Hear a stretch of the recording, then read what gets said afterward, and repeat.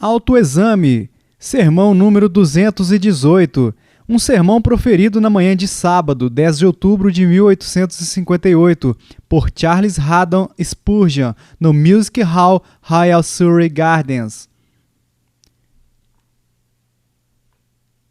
Eu tinha a intenção de lhes falar nesta manhã acerca do terceiro título dado a nosso bendito Redentor no versículo que nós temos considerado nas duas vezes anteriores. Maravilhoso, Conselheiro, Deus forte. Mas devido a uma dor insuportável e a doença contínua, eu fui incapaz de reunir os meus pensamentos e, portanto, sinto-me compelido a lhes falar sobre um tema que tem estado muitas vezes em meu coração e não raro em meus lábios, e em relação ao qual, ouso dizer, tenho admoestado muitíssimo este público anteriormente. Vocês encontrarão o texto no 13º capítulo da segunda epístola aos Coríntios, no 5º verso. Examinai-vos a vós mesmos, se realmente estáis na fé. Provai-vos a vós mesmos, ou não reconheceis que Jesus Cristo está em vós? Se não é, que já estáis reprovados. Um texto solene que não podemos pregar tão impressionantemente ou sobre o qual tão frequentemente meditar. Os coríntios eram os críticos da era dos apóstolos. Eles tomaram para si o crédito por grande habilidade no aprendizado e na linguagem, e como a maioria dos homens que são sábios em seu próprio conceito, eles fizeram um mau uso de sua sabedoria e do aprendizado. Eles começaram a criticar o apóstolo Paulo. Eles criticaram o seu estilo. Suas cartas, disseram eles, são graves e fortes, mas a presença do corpo é fraca e a palavra desprezível. Não contentes com isso, eles foram tão longe a ponto de negar o seu apostolado, e pela primeira vez em sua vida, o apóstolo Paulo viu-se obrigado a ser nécio em gloriar-me, diz ele. Vós me constrangestes, eu devia ter sido louvado por vós, visto que em nada fui inferior aos mais excelentes apóstolos, ainda que nada sou. O apóstolo escreveu 2 cartas a eles. Em ambas, ele é obrigado a repreendê-los enquanto ele se defende, e quando ele tinha desarmado completamente os seus adversários e tomado a espada de suas críticas de suas mãos, ele apontou-a para seus próprios peitos, dizendo: examinai-vos. Vocês disputaram contra minha doutrina. Examinai-vos se vocês estão na fé.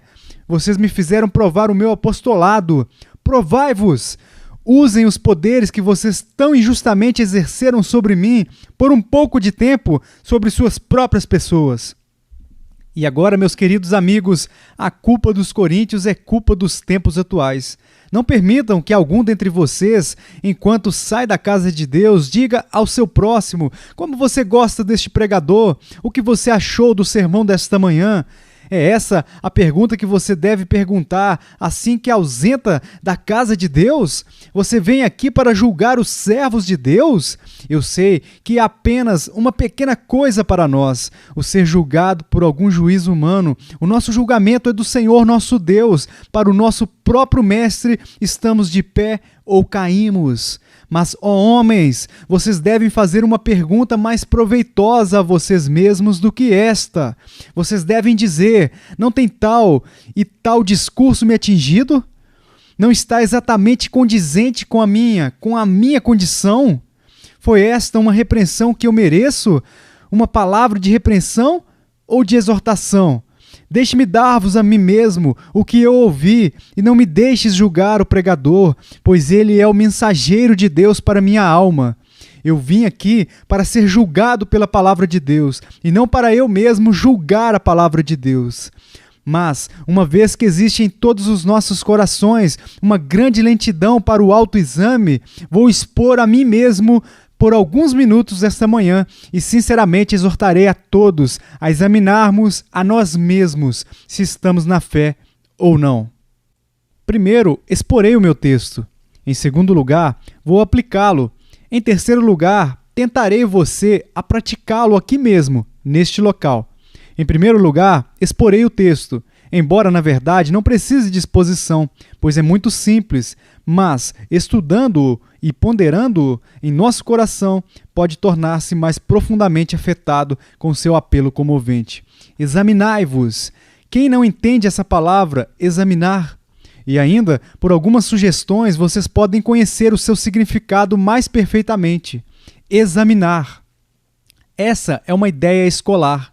Um menino vai para a escola e, em determinado tempo, o seu mestre faz-lhe, através de suas etapas, perguntas para ver se ele fez algum progresso, se ele sabe alguma coisa. Cristão, catequize o seu coração. Pergunte-lhe para ver se ele tem crescido na graça divina. Questione-o para ver se ele sabe alguma coisa sobre a piedade vital ou não. Examine-o, submeta o seu coração a um exame severo para saber o que ele sabe e o que não sabe pelo ensino do Espírito Santo. Mais uma vez, é uma ideia militar. Examinai-vos a vós mesmos, ou testem a si mesmos. Vão até a classificação e arquivo de suas ações e examine todos os seus motivos, assim como o capitão faz revista diária, e não se contenta em apenas examinar os homens à distância, mas deve olhar para todos os seus equipamentos. Assim bem farão vocês se olharem para si mesmos. Examinem-se com o mais escrupuloso cuidado. E mais uma vez, esta é uma ideia legal. Examinai-vos a vós mesmos. Vocês já viram a testemunha na cadeira quando o advogado foi examiná-la ou quando é interrogada. Agora, observem, nunca houve um ladino menos confiável ou mais enganoso do que o seu próprio coração. E como quanto vocês estão examinando uma pessoa desonesta, alguém que possui segundas intenções para servir, vocês montam armadilhas para ele, para tentar pegá-lo em uma mentira. Façam assim com seu próprio coração. O questionem em todos os sentidos, desta e daquela maneira, pois se há uma brecha para escapar, se há qualquer pretensão de auto-engano, tenha certeza de que o seu coração traiçoeiro está pronto o suficiente para valer-se destes. E, no entanto, mais uma vez, esta é a ideia de um viajante. Penso que no original tem esse significado. Vão em frente, sigam adiante. Como um viajante que tem que escrever um livro sobre um país e não se contenta em ir apenas ao redor de suas fronteiras, mas vai, por assim dizer, desde Dan até Berseba. Ele vai em frente, cruza todo o país. Ele sobe o morro, onde ele banha a testa ao sol. Ele desce para os vales profundos, onde ele só pode ver o céu azul, como uma faixa entre os cumes altos das montanhas. Ele não se contenta em contemplar o largo rio, a menos que ele o cruze para a fonte em que ele surge. Ele não ficará satisfeito com a visualização dos produtos da superfície da terra, mas ele deve descobrir os minerais que se encontram dentro de suas profundezas. Agora, façam o mesmo com o vosso coração. Examinai-vos a vós mesmos. Vão em frente, atravessem vocês mesmos desde o início ao fim. Não fiquem somente sobre as montanhas de seu caráter público, mas vão para os vales profundos de sua vida privada. Não se contentem em navegar no rio largo de suas ações exteriores, mas sigam de volta o córrego estreito até que vocês descubram o seu motivo secreto. Olhem não somente para o que o seu desempenho é, para o produto do solo, mas cavem o seu coração e examinem o princípio vital. Examinai-vos. Esta é uma palavra muito grandiosa, uma palavra que precisa ser considerada, e eu temo que hajam muito poucos dentre nós que já chegaram até o peso desta exortação solene. Examinai-vos a vós mesmos. A outra palavra que vocês verão um pouco mais adiante, se gentilmente olharem para o texto. Provai-vos a vós mesmos. Isso significa mais do que o autoexame. Deixe-me tentar mostrar a diferença entre os dois. Um homem está prestes a comprar um cavalo. Ele o examina, ele o olha, ele acha que possivelmente ele possa descobrir algum defeito e, portanto, ele cuidadosamente o examina. Mas depois que ele o tem examinado, se ele é um homem prudente, ele diz para a pessoa de quem ele está prestes a comprá-lo: devo testar este cavalo? Você vai me deixar tê-lo por uma semana, durante um mês ou por algum determinado momento, para que eu possa provar o animal antes que eu realmente invista nele? Vocês veem? há mais na prova do que no exame. Essa é uma palavra mais profunda e vai até a raiz e essência da questão. Eu vi ontem mesmo uma ilustração disso. Uma embarcação, antes que ela seja lançada ao mar, é examinada. Quando lançada, ela é cuidadosamente provada. E ainda antes que ela esteja autorizada a ir mar adentro, ela faz uma viagem experimental. Ela é testada e experimentada. E quando ela for experimentada um pouco e descobriu-se que ela obedecerá ao leme, que os motores funcionam corretamente e que tudo está em ordem certa, ela sai em suas longas viagens. Agora, provai-vos a vós mesmos. Não apenas sentem-se em seu quarto e olhem para si mesmos, mas saiam para este mundo agitado e vejam que tipo de piedade vocês têm. Lembrem-se, muitos homens religiosos perceberão examinando-os que não suportarão a prova. Podemos sentar em casa e olhar para a nossa religião e dizer: bem, eu acho que ela suportará. É como estampas de algodão que você pode comprar em lojas diversas. São como cores tingidas e por isso elas são aparentes quando você olha para elas, mas elas não são laváveis quando você as leva para casa. Há muitos homens religiosos assim.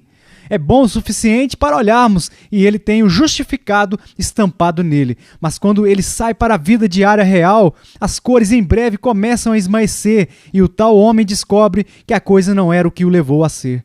Vocês sabem que na Bíblia temos um relato de certos homens muito tolos que não iriam para uma grande ceia. Mas tolos como eram, houve um deles que disse: comprei 5 juntas de bois e vou experimentá-los. Assim, ele teve a sabedoria mundana, pelo menos o suficiente para testar os seus bois. Portanto, vocês devem testar-se. Tentem arar nos sulcos do dever.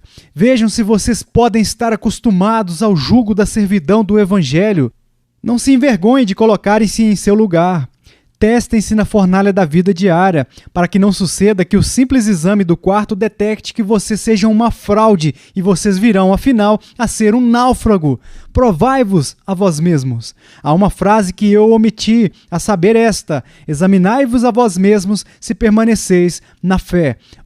Diz alguém, você pode examinar-me se estou na fé. Eu sou um cristão ortodoxo, completo até o bom padrão de peso, genuíno. Não há qualquer receio de minha chegada a algo e ida um pouco além disso também. Mas meu amigo, essa não é a questão. Eu quero que você seja ortodoxo, pois um homem que é heterodoxo em suas opiniões provavelmente será heterodoxo em suas ações. Mas a questão agora não é se você acredita na verdade de Deus, mas se você está na verdade de Deus. Somente para dar um exemplo do que quero dizer, ali está a arca e um número de homens em torno dela. Diz alguém, eu acredito que a arca vai flutuar. Diz outro, eu acredito que a arca é feita de madeira de gofé e é forte da proa à popa. Tenho a certeza que a arca flutuará, venha o que vier. Eu sou um firme crente na arca. Sim, mas quando desceu a chuva e veio o dilúvio, eles não estavam acreditando na arca como uma questão de fato. Foi estar na arca que salvou os homens e somente aqueles que estavam nela naquele dia terrível de dilúvio. Então, pode haver alguns de vocês que digam do Evangelho de Cristo. Eu acredito que ele seja de um caráter particular. E vocês podem estar muito corretos em seu julgamento. Vocês podem dizer, eu acho que ele seja aquele que honra a Deus e abate o orgulho do homem. Aqui também, vocês podem pensar muito bem, mas observem, não é ter uma fé ortodoxa, mas estar na fé, estar em Cristo, refugiando-se nele como na arca, pois aquele que tem a fé somente como uma coisa externa, não está na fé, perecerá no dia da ira de Deus. Mas aquele que vive pela fé, aquele que sente que a fé opera nele e é para ele um princípio de vida, aquele que percebe que a fé é a sua morada, que ali ele pode obedecer, que é a própria atmosfera que respira e o próprio cinto dos seus lombos para fortalecê-lo, tal homem está na fé. Mas repetimos novamente, toda a ortodoxia do mundo, a parte do seu efeito sobre o coração como um princípio vital, não salvará um homem. Examinai-vos a vós mesmos, se permaneceis na fé. Provai-vos a vós mesmos. Não sabeis quanto a vós mesmos? Se vocês não fizerem isso, têm negligenciado o seu estudo adequado. O que aproveita tudo mais que vocês sabem se vocês não conhecem a si mesmos? Vocês vaguearam no estrangeiro enquanto o tesouro mais rico estava em casa. Vocês se ocuparam com assuntos irrelevantes enquanto o principal negócio tem sido negligenciado e arruinado. Não sabeis quanto a vós mesmos? E especialmente, vocês não sabem deste fato que Jesus Cristo deve estar em seu coração, formado e vivendo lá, ou então vocês estão reprovados? Ou seja, vocês são pessoas sem valor, pretensos vãs, professos espúrios. Sua religião é apenas uma vaidade e um espetáculo. Prata rejeitada lhes chamarão, porque o Senhor os rejeitou. Agora, o que é ter Jesus Cristo em você? O católico romano pendura um crucifixo no pescoço. Os verdadeiros cristãos carregam a cruz em seus corações. E uma cruz dentro do coração, meus amigos, é uma das curas mais doces para uma cruz nas costas. Se vocês têm uma cruz em seu coração, Cristo crucificado em vós, a esperança da glória, toda a cruz dos problemas deste mundo irá parecer-lhes bastante leve e vocês facilmente serão capazes de carregá-la. Cristo no coração significa crer nele. Cristo amado, Cristo crido, Cristo desposado e comunhão com Cristo. Significa Cristo como nosso alimento de cada dia e nós mesmos como o templo e o palácio onde Jesus Cristo faz caminhadas diárias. Há muitos aqui que são totalmente estranhos ao significado desta frase. Eles não sabem o que é ter Jesus Cristo neles. Embora vocês saibam um pouco sobre Cristo no Calvário, vocês não sabem nada a respeito de Cristo no coração. Agora lembrem-se que Cristo no Calvário não poupará ninguém, a menos que Cristo esteja no coração. O filho de Maria, nascido na manjedoura, não salvará uma alma, a menos que ele também nasça em seus corações e viva lá como sua alegria, sua força e o seu consolo. Ou não sabeis quanto a vós mesmos que Jesus Cristo está em vós? O segundo ponto foi o de aplicar o texto. Eu provei este, agora vou aplicá-lo. E aqui está o cabo de guerra. Que o Espírito do Deus vivo conduza a espada até seu próprio punho nesta manhã. Que agora o poder de Deus possa ser sentido em todos os corações, examinando e experimentando as rédeas.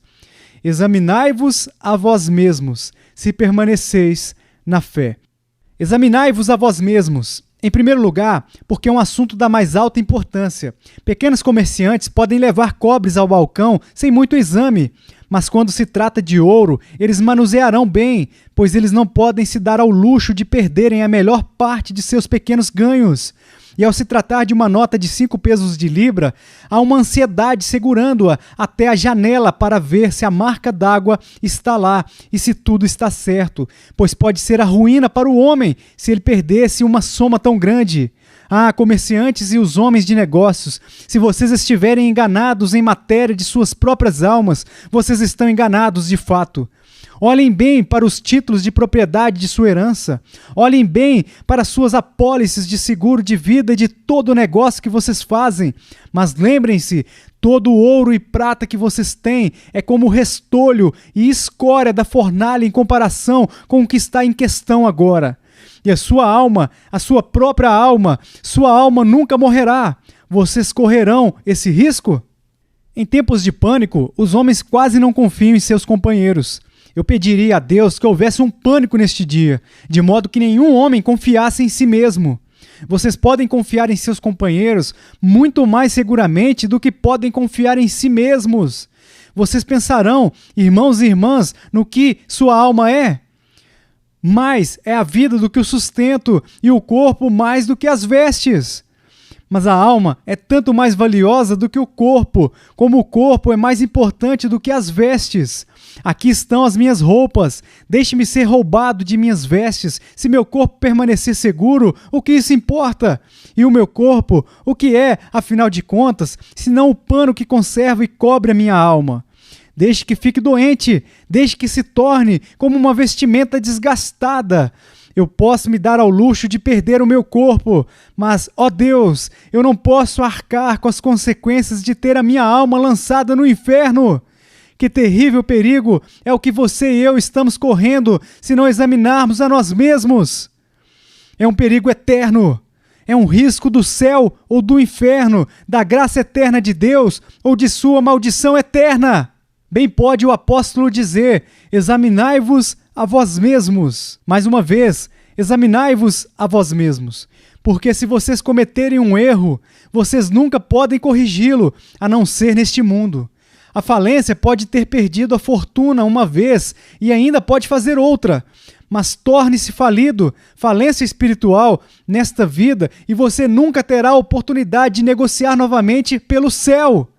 Um grande general pode perder uma batalha, mas com habilidade e coragem ele pode recuperar sua honra por ganhar outra.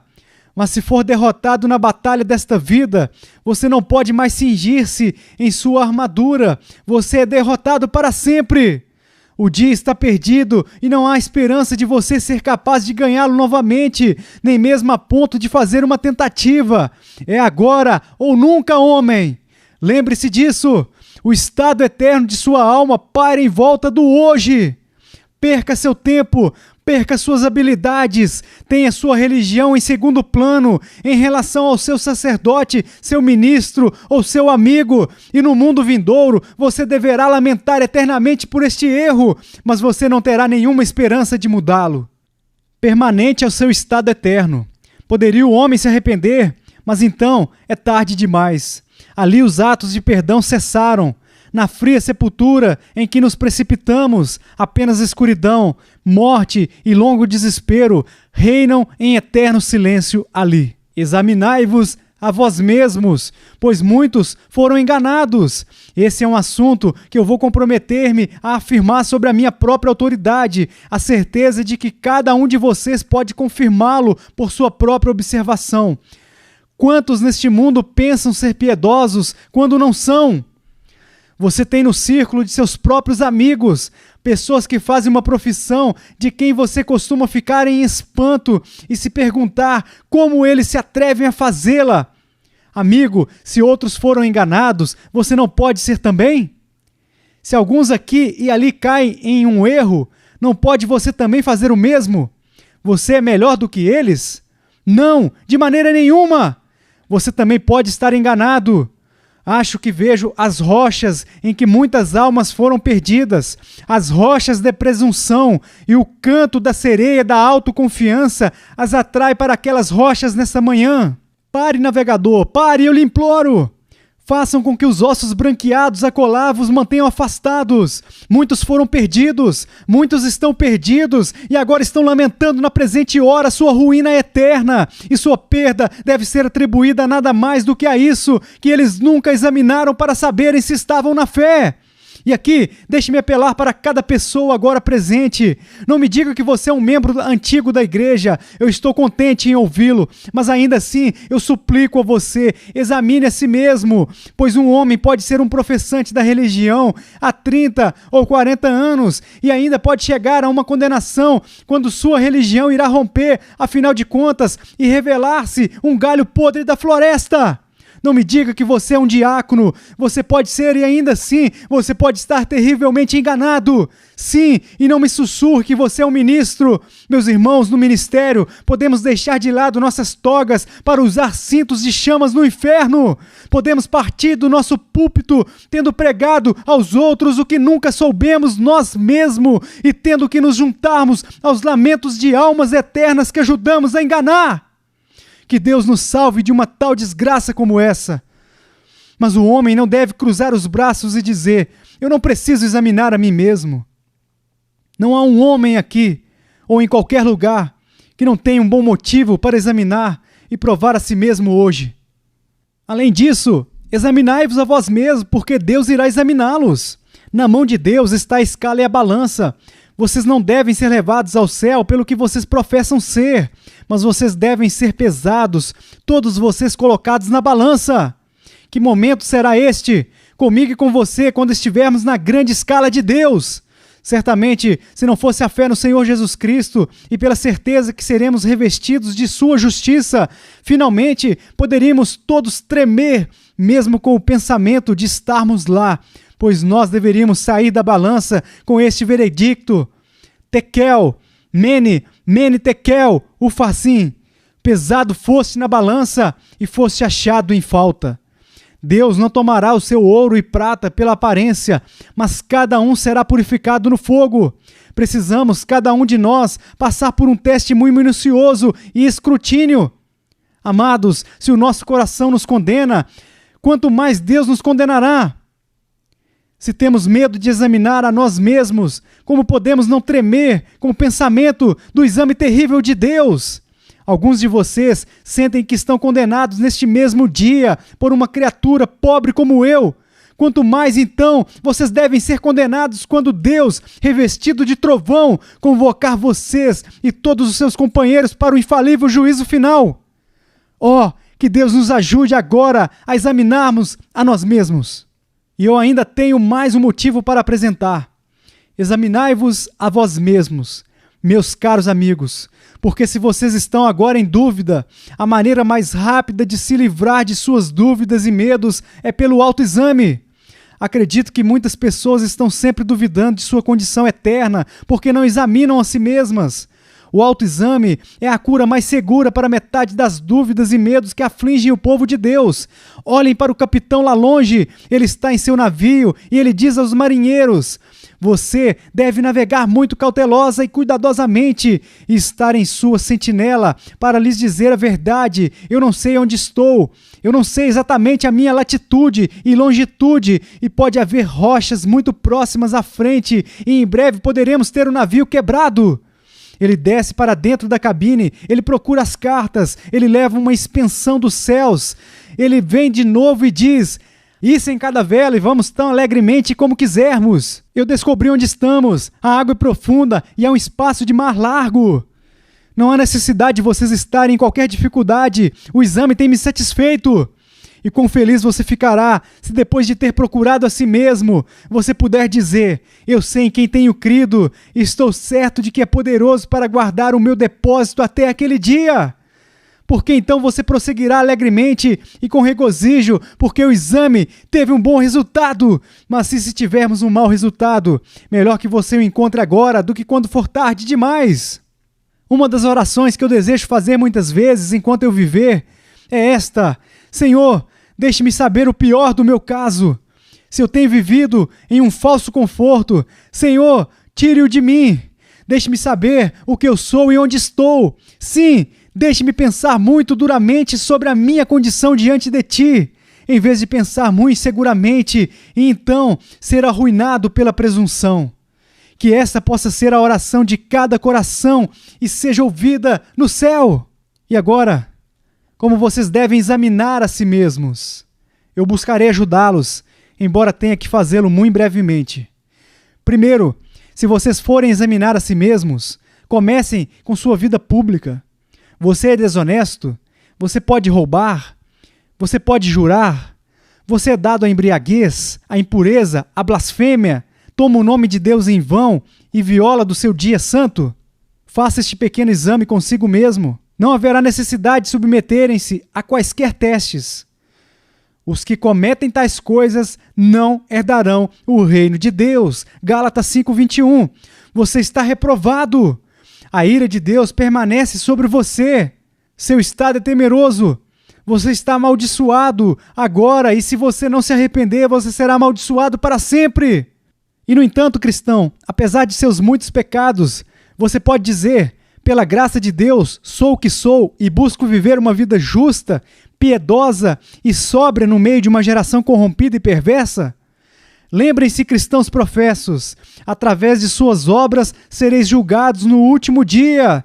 Suas obras não podem salvá-lo, mas elas podem provar que você está salvo. Ou se elas são obras malignas, elas podem provar que você absolutamente não é salvo. E aqui devo dizer que cada um de nós temos um bom motivo para tremer, pois os nossos atos externos não são o que nós desejamos que eles sejam.